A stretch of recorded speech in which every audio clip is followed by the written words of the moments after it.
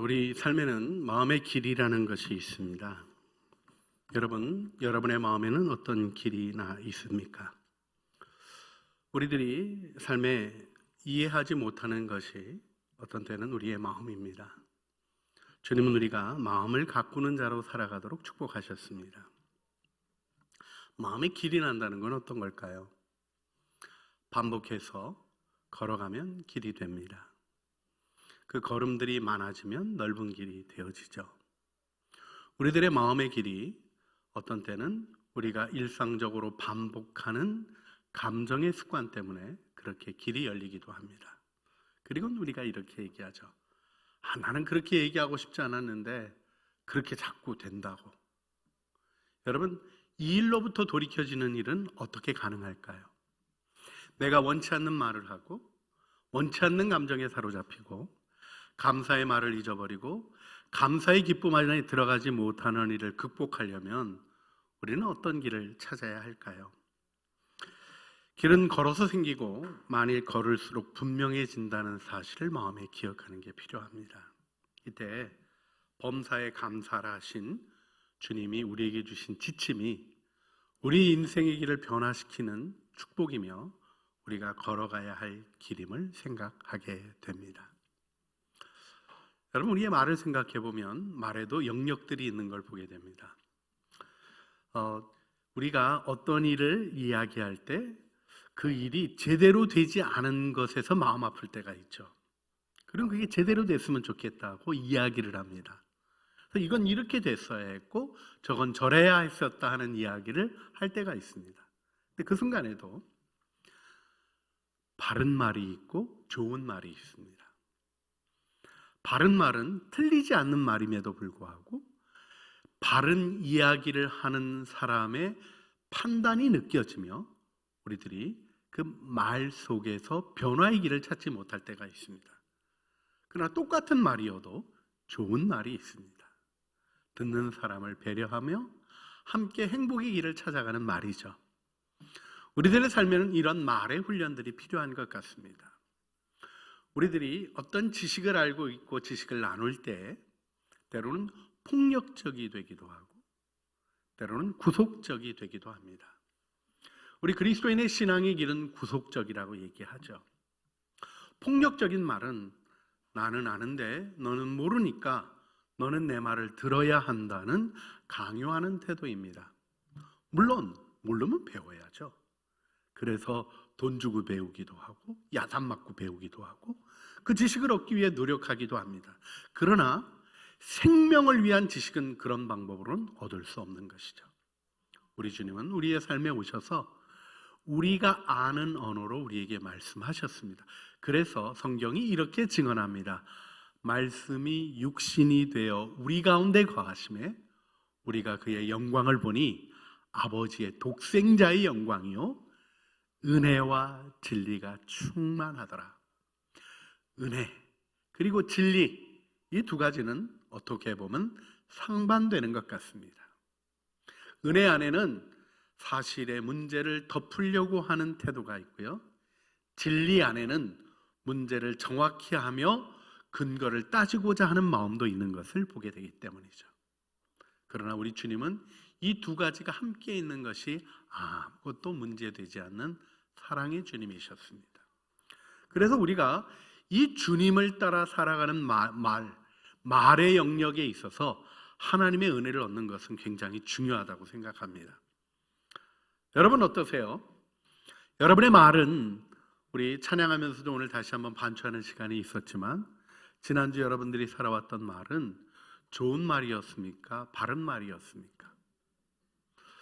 폭력적인 것이었습니까? 구속적인 것이었습니까? 근데 여기서 한 가지 더 생각하고 싶은 것이 있어요. 말이요, 빈말이 있고 진심 어린 말이 있습니다. 말은 말인데 마음이 담기지 않은 말을 빈말이라 그러죠. 좋아해, 이해해 그러는데 하나도 이해하는 것 같지 않아요. 다 맞는 것 같아 하고 얘기해줘도 공감이 일어나지 않아요. 왜 그럴까요? 마음이 담겨있지 않아서 그런 거죠. 그런가 하면 진심 어린 말이 있어 우리 안에 삶의 소망을 일으킵니다. 여러분, 진심 어린 말은요, 잘 이해가 안 돼 하는 이야기도 사실은 위로가 되어집니다. 왜요? 마음의 사랑을 담아 가는 일이기 때문에 그렇죠. 자, 이제 제가 창조교회 담임 목사로 여러분에게 영적인 훈련에 대한 질문을 하고 싶고 도전하고 싶은 부분이 있습니다. 말에 마음을 담는 일을 염두에 두십니까? 말에 마음을 담는 일을 훈련하십니까? 마음의 길이 나려면 훈련이 필요해요. 그래서 우리가 디스플린 이렇게 표현하는데, 훈련이라는 것은 익숙하여 자연스럽게 되기까지 자신을 쳐서 복종하는 것입니다. 고통의 과정에 있는 거예요. 그런데요, 진심 어린 말, 빈말, 이 두 영역 사이에서 우리는 이 두 영역만을 나누어 놓은 것으로만은 해결할 수 없는 우리의 현실의 말의 자리를 보게 됩니다. 우리의 말은 사실 빈말로부터 진심 어린 말로 자라가기 때문이죠. 우리가 어떤 일을 생각할 때 기능적으로 생각하는 것이 있는가 하면 존재적으로 생각하는 것이 있다고 얘기할 때가 있습니다. 무엇을 어떻게 하는가 하는 방법을 아는 것보다 중요한 것이 어떤 존재가 되는가 하는 것입니다. 그래서 우리가 이 being에 대한, 존재에 대한 이야기를 심도 있게 나눕니다. 하지만 존재에 대한 이야기를 나눌 때마다 저는 여러분의 시절, 제 지나갔던 삶을 돌이켜보면 고민이 있었던 것 같아요. 하나님의 아들인가? 아멘입니다. 그래서 그 아들로서 살아가는 삶에 대하여 생각하게 되고 노력하게 됩니다만은 내 삶의 현재는 그 아들의 모습에서 굉장히 떨어져 있고 오히려 반대되는 대로 가 있는 모습을 보게 되기 때문입니다. 이때 우리는 우리 자신의 존재가 being이라고 얘기할 수 있는 완성된 모습이기보다는 becoming이라고 얘기할 수 있는 도상의 존재라고 표현하기도 하죠. 우리가 형성되어가는 과정 가운데 있는 존재임을 기억해야 될 것입니다. 형성에서 중요한 것은 역시 또 훈련입니다. 여러분, 말에 마음을 담는 일을 하고 계신 거가 있나요? 여러분 늘 하는 거예요, 사실. 그게 뭐냐면 기도예요. 기도는 어떤 때 그렇게 얘기도 합니다. 내 기도의 소원 주님 앞에 아뢰는데 그렇게 오래 안 걸린다고. 그렇죠? 그래서 저 아는 목사님이 아시지요? 다 아시지요? 그리고 기도를 금방 끝낸대요.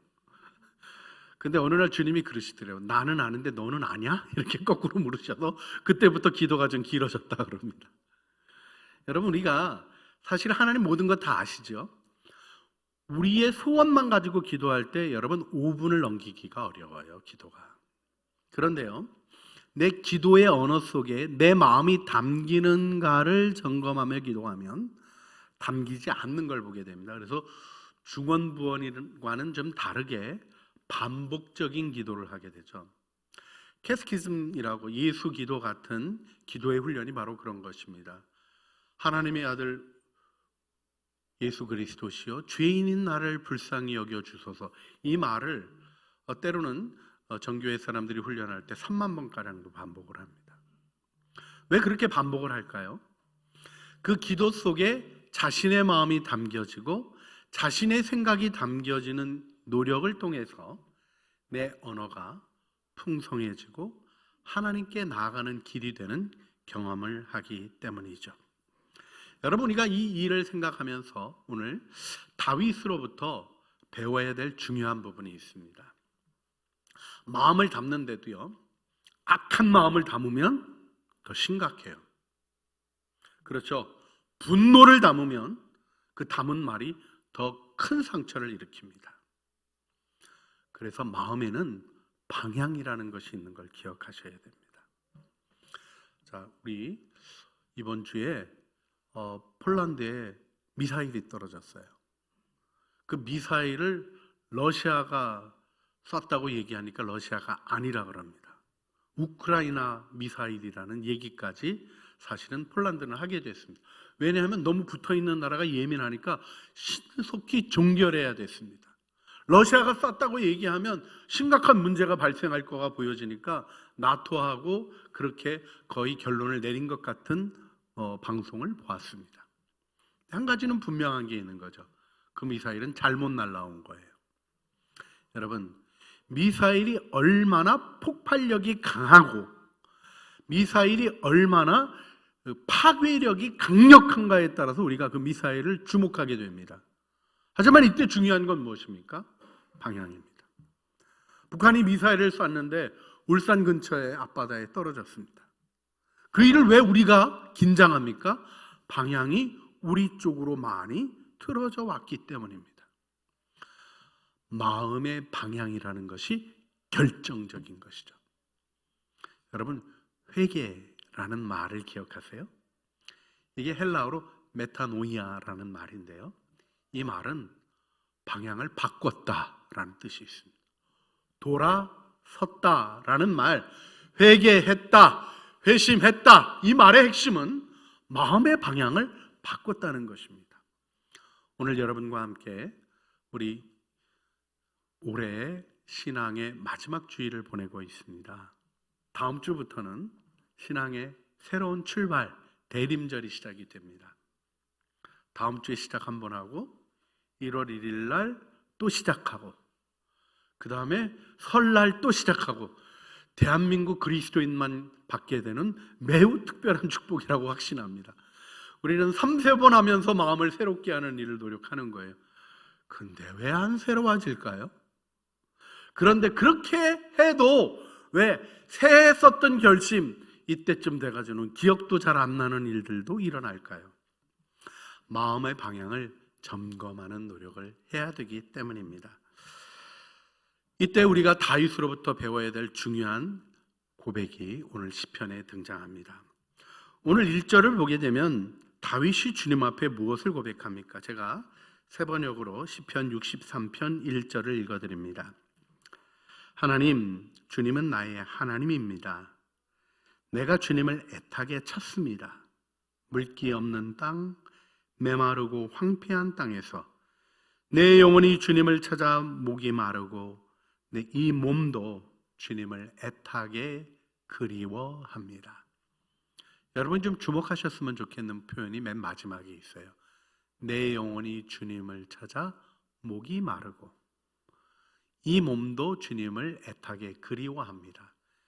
여러분, 목마른 것은 우리의 육체입니까? 영혼입니까? 보통 목마름을 경험하는 것은 몸의 일입니다. 그런데 다윗은 영혼의 일로 고백하고 있습니다.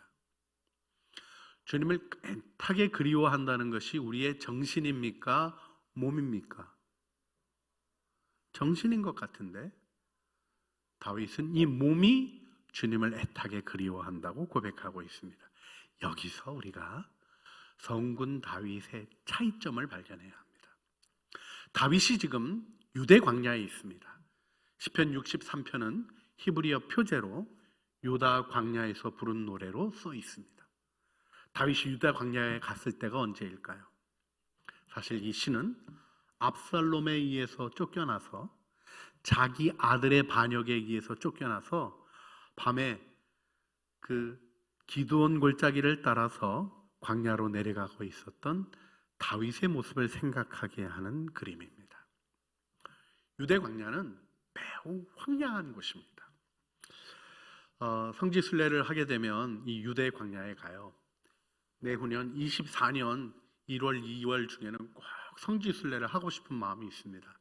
여러분들 같이 기도하면서 준비해 주시면 참 좋겠다는 마음이 있습니다. 근데 제가 성지순례 가면 꼭 기도하러 가는 자리가 몇 곳이 있는데 그 자리 중에 하나가 와디 켈트에 있는 유대 광야입니다. 그쪽에 가서 유대 광야를 보면 황량한 유대 광야가 보이고 저녁 노을쯤 돼가지고 빛이 비치면 신비로운 느낌까지 가는데요. 겁나는 곳입니다. 길을 잃었다가는 사망하는 곳이에요. 그리고 그곳에 공기가 우리나라 공기하고 다릅니다. 우리는 60도 아래로, 습도가 60 아래로 떨어지면 굉장히 힘들어합니다. 그런데요, 거의 습도가 없을 정도로 깡마른 공기가 거기 있습니다. 1년 내내 우리나라 하루 내리는 비의 양만큼도 잘 안 내리는 건조한 곳이기 때문입니다. 그 건조한 것이 우리 안에 있는 마음의 갈망을 일깨웁니다. 기도는 여기서 시작되는 것입니다. 여러분, 우리가 우리 마음의 소원을 정확히 볼 수 있는 은혜가 필요한데, 그 은혜가 작동되게 하는 순간이 다름 아니라 고난이에요. 여러분, 오늘도 고난이 하나님의 나를 가꾸어 가시는 은혜임을 고백하는 찬양을 하셨습니다. 믿으십니까? 대답을 왜 안 하세요? 믿으시는 거죠? 그런데 고난 좋으신 분 계신가요? 고난을 원하시는 분은 꼭 저한테 말씀해 주세요. 제 것 좀 드렸으면 좋겠어요.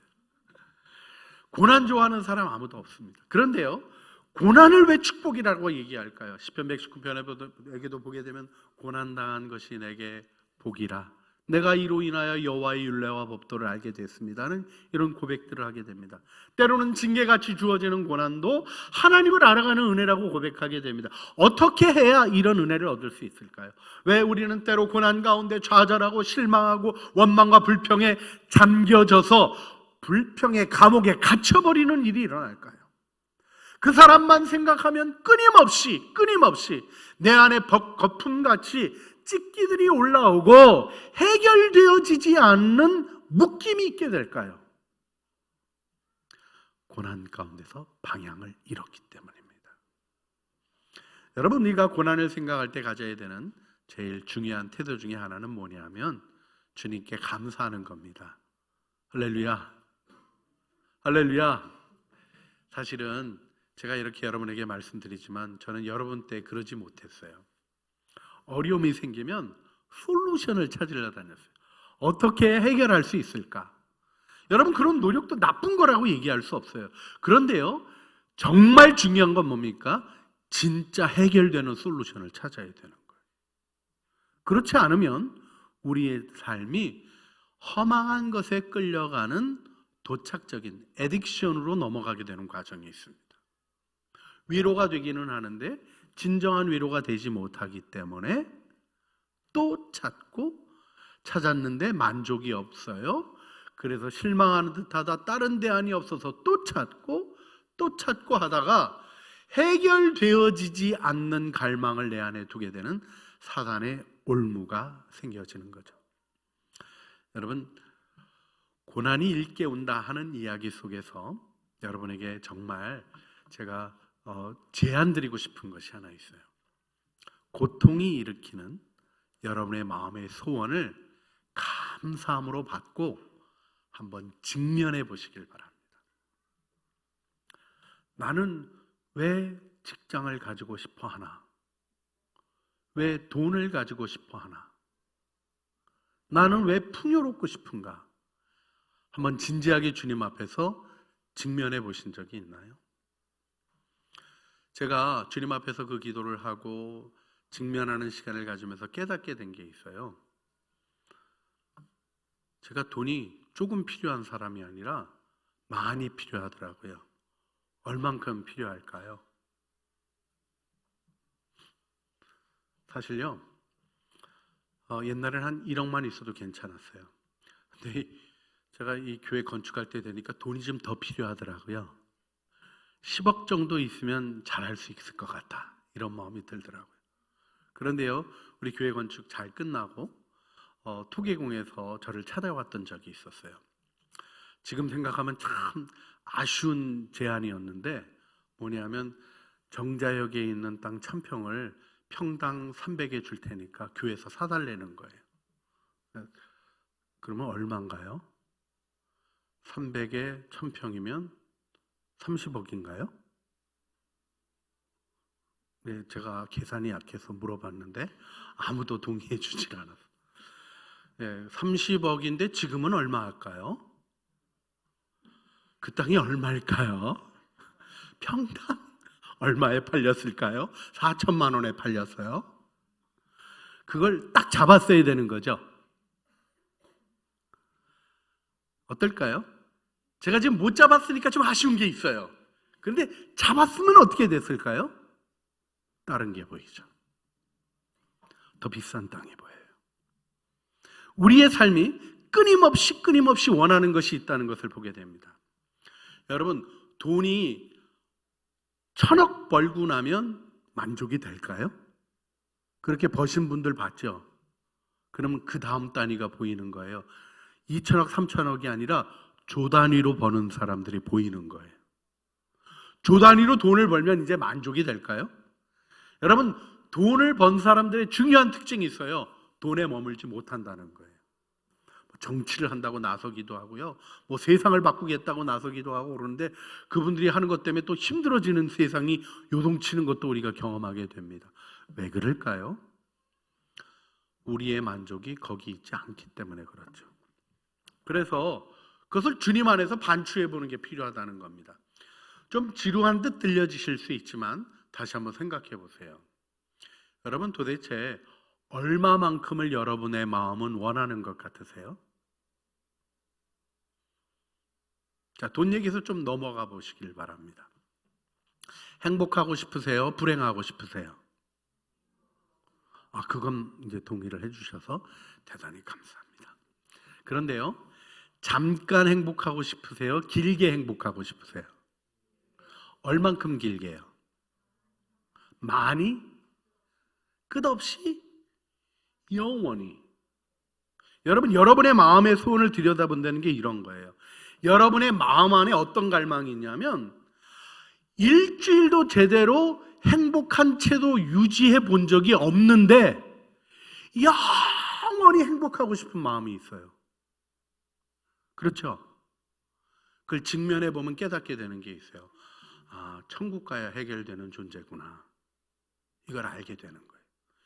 여러분, 금 혹시 좋아하세요? 좋아 안 하시면 있는 거 다 저한테 주고 오늘 가세요. 금덩어리 좋아요? 싫어요? 제가 너무 좋아하더라고요. 언제 느꼈냐면 제가 두바이에 잠깐 비행기 갈아타느라고 그때만 해도 비행기 사정들이 좋지 않아서 막 하루씩 머물러야 될 때가 있어서 하룻밤을 자게 됐어요. 근데 거기 계신 분이 옛날 시장 수쿠라 그랬나? 하여튼 까먹었는데 거길 가보라 그러시더라고요.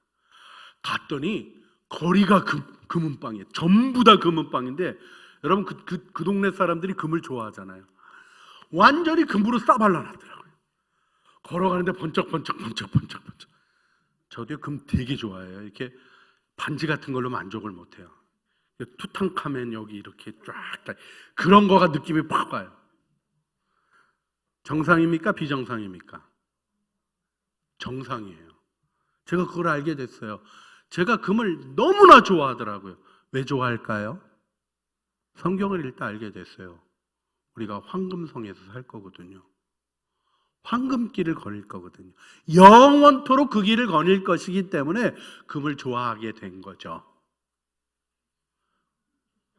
여러분, 이 일이 하나님 안에서 의식되면 달라집니다. 사단은 우리에게 소원을 줄 수 없어요. 그는 창조주가 아닙니다. 우리 안에 있는 소원을 비틀어 왜곡하는 거예요. 그래서 금에 대한 탐욕을 갖게 합니다. 여러분, 그 얘기 들어보신 적이 있어요? 어떤 부자가 죽기 전에 하나님 앞에 기도했어요. 하나님, 제가 이거 어떻게 번 건지 아시죠? 저는 그냥 갈 수 없습니다. 주님 앞에 가져갈 수 있게 해주세요. 그랬더니 주님이 그에게 말씀하셨어요. 그러지 마라. 나 믿었는데 그냥 와라. 하늘나라에 너를 위하여 내가 예비한 게 좋은 게 많단다. 주님, 그냥 갈 수 없어요. 가져갈 수 있게 해주세요. 가져갈 수 있게 해서 계속 기도하니까 우리 주님 끈질기게 기도하면 좀 약하시잖아요. 그래가지고 그래, 어떻게 해줬으면 좋겠니? 그랬더니 그러면 트렁크 하나만 가져가게 해달라고 부탁을 했어요. 그랬더니 그러라 그랬어요. 그랬더니 부자가 머리를 팍 돌렸어요. 그래가지고 특수 트렁크를 제작을 했어요. 그리고 트렁크에다가 금괴를 가득 채웠어요. 그리고는 가지고 갑니다. 천국 입구에 딱 도착했더니 베드로가 얘기합니다. 들어가세요. 통과는 안 됩니다. 다 놓고 가세요. 얘기를 합니다. 그러니까 이거 허락받았다고. 아니요, 천국 개국일에 통과는 없었습니다. 그냥 들어가세요 하고 얘기했. 하나님한테 허락받았다고. 그래서 하나님한테 전화하니까 그 친구 하나 가지고 들어오도록 허락했다 이렇게 얘기해서 베드로도 깜짝 놀라서 도대체 뭘 가지고 오셨길래 주님이 허락해 주셨습니까? 할 때 이분이 너무 자랑스럽게 트렁크를 열고 번쩍이는 금들을 보여줬어요. 그랬더니 베드로가 깜짝 놀라면서 아니 도로 포장에 쓰시는 걸 왜 이렇게 힘들게 들고 오셨어요? 하고 얘기했어요. 여러분 아스팔트 가지고 싸우세요? 포장도로보다 아스팔트 도로가 좋은 거죠. 그런데 아스팔트에 집착하게 하는 게 사단의 전략입니다. 우리가 우리의 마음속에 있는 소원을 하나님 앞에서 직면하면 너무나 명백해지는 게 있어요. 하나님 말고는 우리의 마음을 만족시킬 분이 없다는 것입니다. 그래서 다시 우리의 삶으로 돌아오면 유다 광야의 탈탈하고 메마름이 일으키는 마음의 이 갈증이 느껴지는, 몸으로 갈증이 다 느껴지는 그 가운데서 우리는 내 안에 있는 갈망이 하나님 외에는 해결될 수 없음을 발견하고 하나님을 애타게 목말라 하는 것입니다. 내 육체도 하나님이 아니고는 만족할 수 없기에 하나님을 바라보게 되는 것이죠. 오늘 여러분과 함께 이 열림이 아름답게 있어지기를 기도하고 싶습니다. 하나님이 이 은혜 속에 우리로 진정 행복한 길, 지금 여기로부터 영원히 걸어갈 감사의 길을 얻게 하실 줄 믿습니다.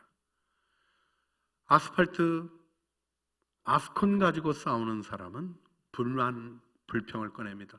저 사람은 아스콘 수레로 싣고 오는데 나는 삽 들고 한다. 저 사람은 아스콘 트럭 몰고 오는데 나는 도대체 뭔가 하는 비교 속에서 우리의 삶이 놓여지게 됩니다. 그러나 하나님의 은혜를 아는 자는 좋은 것을 알 뿐이에요. 누릴 것에 있어서 있어야 될 것을 알게 됩니다. 그리고 무엇을 해가게 됩니까? 그 길을 걸어야 할 이유를 알게 되고 그 길의 영광을 생각하게 되는 거죠. 이때 중요한 의식이 하나님의 임재를 경험하는 것입니다. 여러분 예배 속에서 경험하는 게 뭘까요? 하나님의 임재입니다. 곡조가 좋아서 찬양이 좋으십니까? 그 아름다운 곡조를 작곡하게 된 것도 임재의 기쁨 속에 나왔기 때문에 그 곡조가 있는 것이죠. 하나님의 임재를 경험하는 것이 우리가 좋은, 재밌는, 즐거운 곡과 설교를 듣는 것보다 더 중요합니다. 그런데요, 그 임재 가운데 들어가 있는 것을 알게 되는 것은 무엇일까요? 오늘 다윗의 시 속에서 우리가 보게 되는 것이 4절 말씀인데요.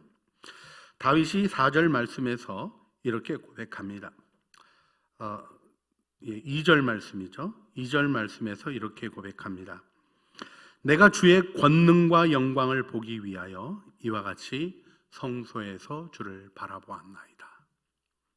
성소에서 주님을 만나는 의식이에요. 다른 이야기를 생략하고 이 두 단어에 집중하고 싶습니다.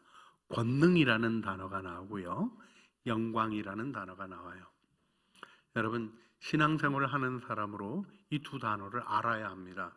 권능이 무엇이죠? 하나님의 위대하신 능력입니다. 영광은 무엇입니까? 하나님의 임재가 일으키는 현상입니다.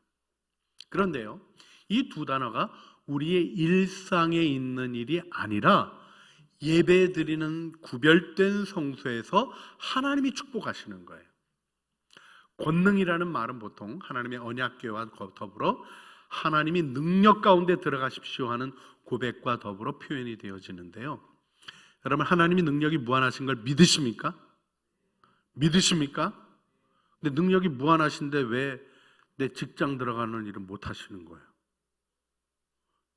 전능하사 천지를 만드신 하나님을 내가 믿습니다 고백했는데 그분이 내 결혼 계획에는 무력하신 거예요.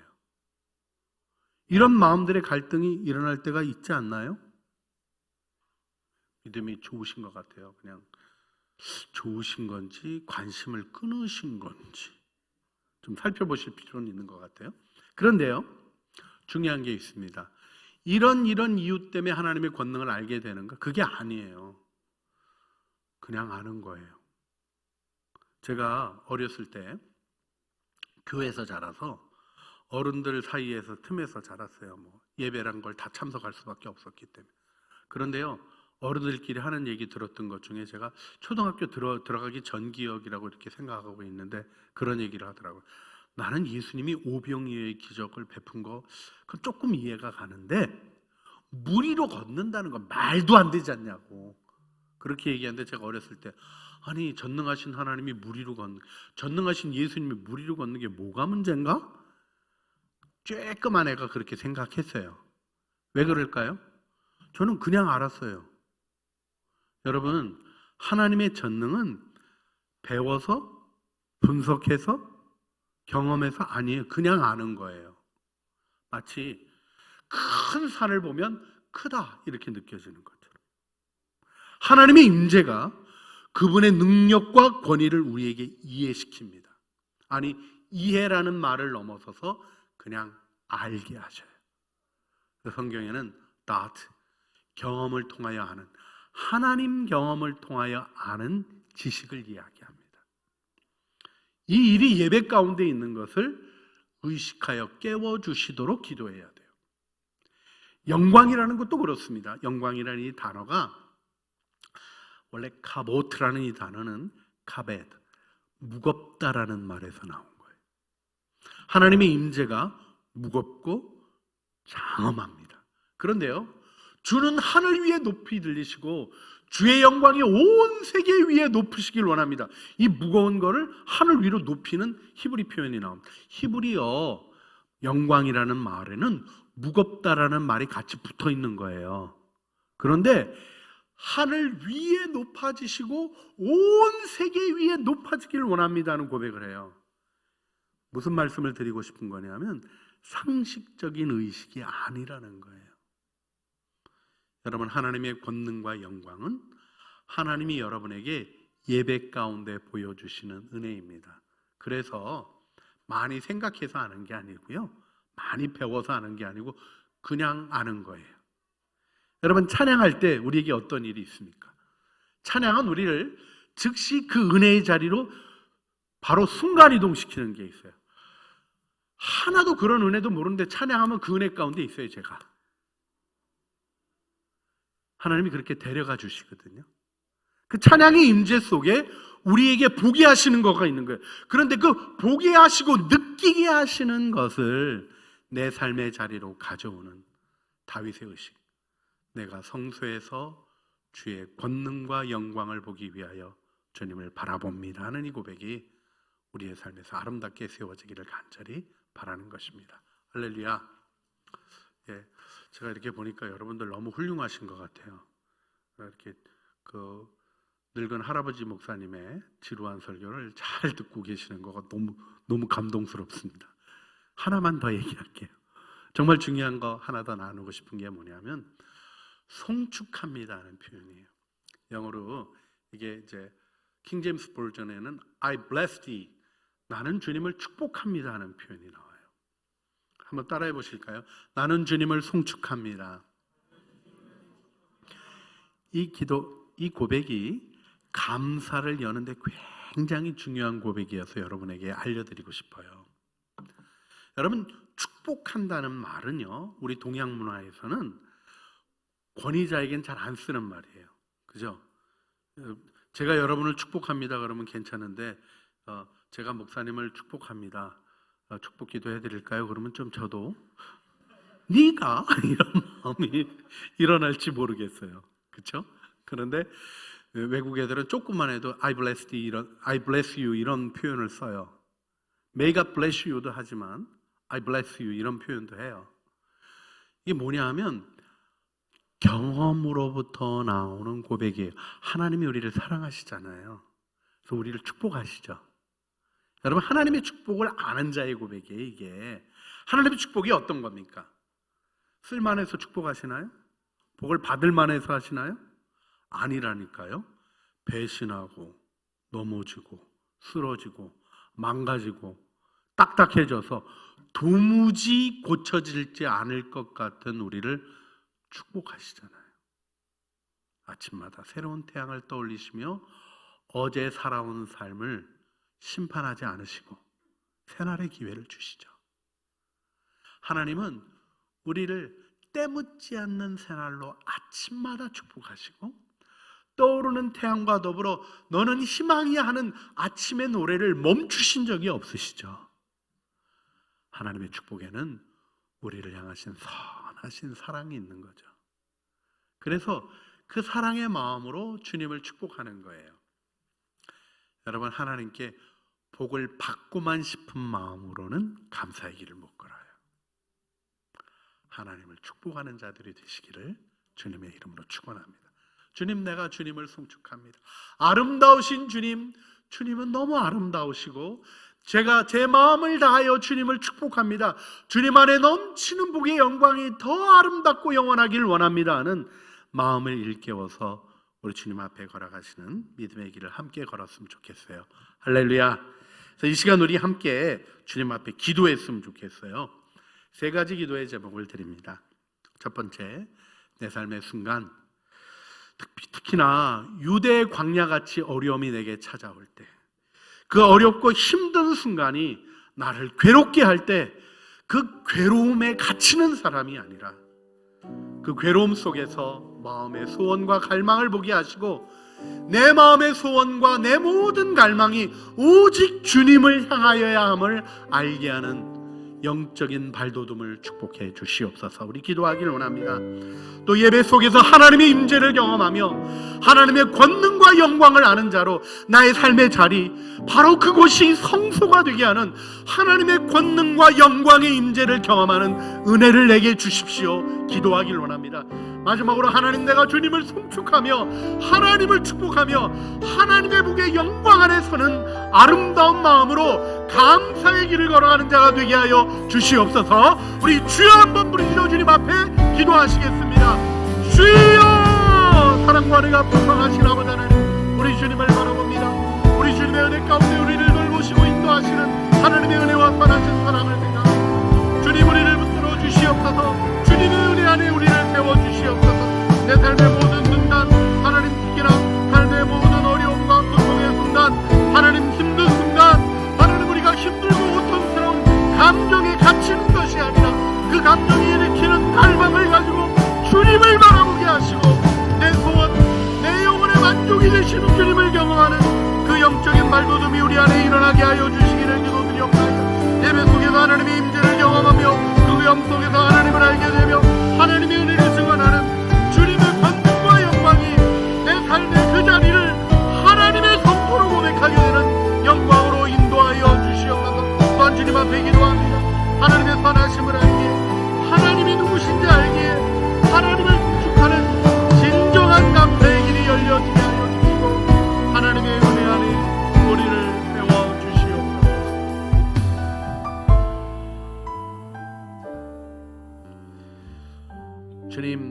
주님은 우리를 사랑하십니다. 하나님의 은혜로 우리를 붙드시고 우리를 돌보시는 주님의 이름을 찬양합니다.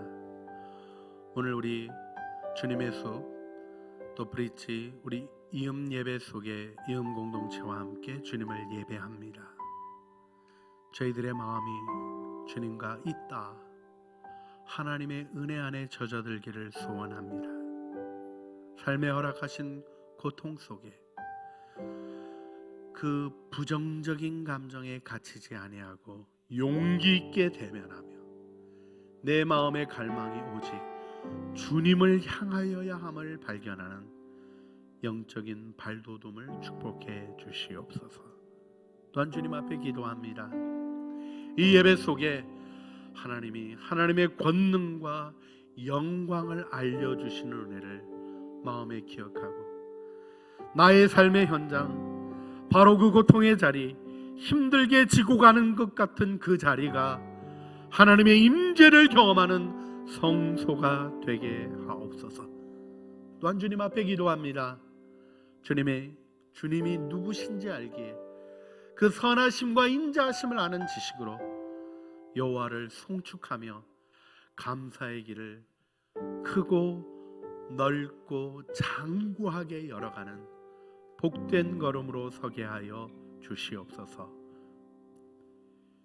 이제는 우리 주 예수 그리스도의 은혜와 아버지 하나님의 사랑과 성령 하나님의 교통하심이 이음 예배를 드리며 하나님의 은혜에 있다, 영원에 있다 살아가게 하시는 종을 감사하며 영혼의 발돋움을 허락하시는 주님의 은혜를 따라 하나님을 알고 하나님을 송축하는 그 영원한 감사의 길에 견고히 서기를 소원하는 사랑하는 주의 자녀들 머리머리 위에와 은혜로 주신 가족 식구들 가운데 우리 공동체의 모든 일원들의 걸음걸음 삶의 현장 위에 성소를 경험하는 은혜로 이어지기를 소원하는 모든 진실한 묵상과 기도의 자리 위에 이제로부터 영원토록 함께 하시기를 간절히 축원하옵나이다. 아멘.